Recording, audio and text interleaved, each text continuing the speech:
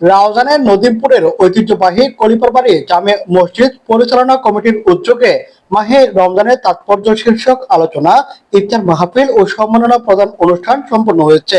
শুক্রবার শতবর্ষী এই জামে মসজিদ প্রাঙ্গণে আয়োজিত অনুষ্ঠানে প্রধান অতিথি ছিলেন কলিপারবাড়ি জামে মসজিদের প্রধান উপদেষ্টা সৈয়দ মোহাম্মদ নেসারুল হক শাহ।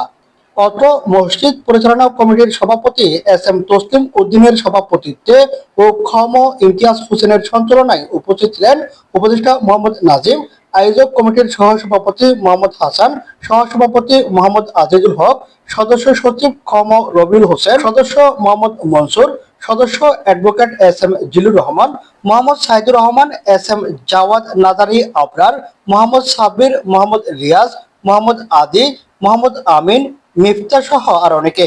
অনুষ্ঠানে শতাবর্ষী এই জামে মসজিদের উন্নয়ন কার্যক্রমে বিশেষ অবদান রাখায় আলহাজ মোহাম্মদ মুয়াজ্জেম সওদাগরকে আজীবন সম্মাননা প্রদান করা হয়।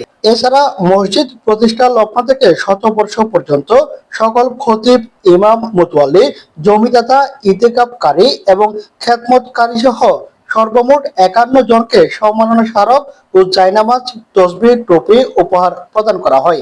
ইফতার মাহফিল শেষে দেশ ও জাতির কল্যাণ কামনা করে মোনাজাত পরিচালনা করেন অত্র মসজিদের খতিব মাওলানা হারেস আহমেদ।